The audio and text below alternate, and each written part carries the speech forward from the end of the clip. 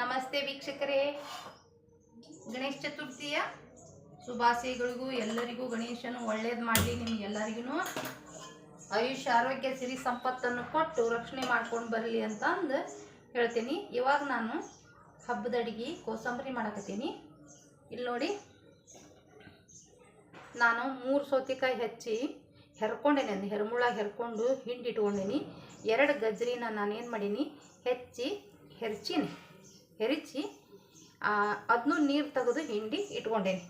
ಈಗ ಅದಕ್ಕೆ ಲೈಟಾಗಿ ನಾವು ಒಗ್ಗರಣೆಯನ್ನು ಹಾಕಬೇಕು.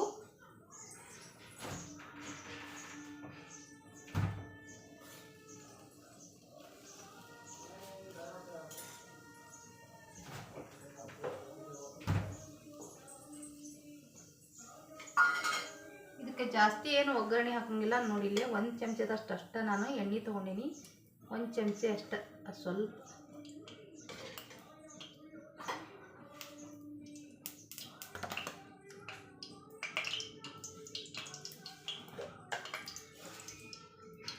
ಸಾಸಿವೆ ಕಾಳು, ಸ್ವಲ್ಪ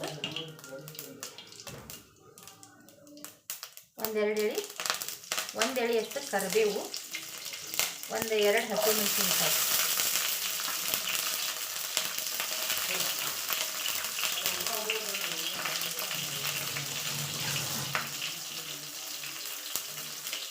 ಇವಾಗ ಇದನ್ನು ಬಂದ್ ಮಾಡಿಬಿಡ್ಬೇಕು. ಇವಾಗ ಇವೆರಡೂ ಹಾಕಬೇಕು.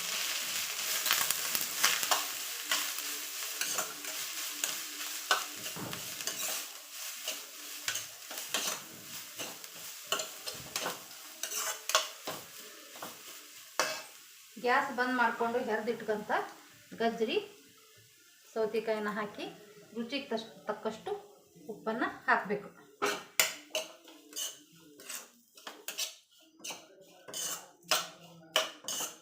ಇದ್ರೊಳಗೆ ಕಡಲೆಬೇಳೆನೂ ಹಾಕ್ತಾರೆ ನೆನೆಸಿಟ್ಟು, ಆನಂತರ ಹಸಿದ ಹಾಗೆ ಕಲಿಸ್ತಾರೆ ಒಗ್ಗರಣೆ ಕೊಡದಂಗೆ. ಬರೀ ಸೌತೆಕಾಯಿ ಪಚಡಿನೂ ಮಾಡ್ತಾರೆ.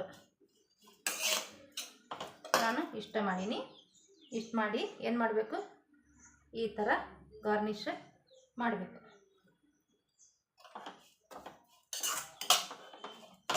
ಉಳ್ಳಾಗಡ್ಡಿ ಏನೂ ಹಾಕಿಲ್ಲ ನಾನು, ಬರೀ ಗಜ್ರಿ ಸೌತೆಕಾಯಿ ಅಷ್ಟನ್ನು ಒಗ್ಗರಣೆಯನ್ನು ಕೊಟ್ಟೀನಿ. ನೋಡಿ ವೀಕ್ಷಕರೇ, ಈ ಥರ ಹೆರ್ಕೊಂಡು ಹಿಂಡ್ಕೋಬೇಕು. ಇದು ನೀರು ಬಿಡ್ತೈತಿ. ಈ ನೀರು ಬಿಡ್ತಂದ್ರೆ ಹೆರ್ಕೊಂಡು ಹಿಂಡ್ಕೋಬೇಕು. ನೋಡಿ ವೀಕ್ಷಕರೇ, ಸೌತೆಕಾಯಿ ಪಚಡಿ ರೆಡಿ ಆಯಿತು ವೀಕ್ಷಕರೇ. ಅದ್ರ ಮೇಲ್ಗಡೆ ಲಾಸ್ಟಿಗೆ ಏನು ಮಾಡಬೇಕು ಅಂದರೆ ಒಂದು 2-3 ಹನಿಯಷ್ಟು ನಿಂಬೆ ಹಣ್ಣನ್ನು ಹಿಂಡಬೇಕು.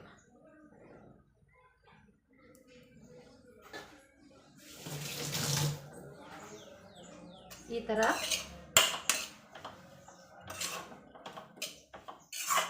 ನಿಂಬೆ ಹಣ್ಣನ್ನು ಹಿಂಡಿ ನಾವು ಪಚಡಿಯನ್ನು ರೆಡಿ ಮಾಡ್ಕೋಬೋದು.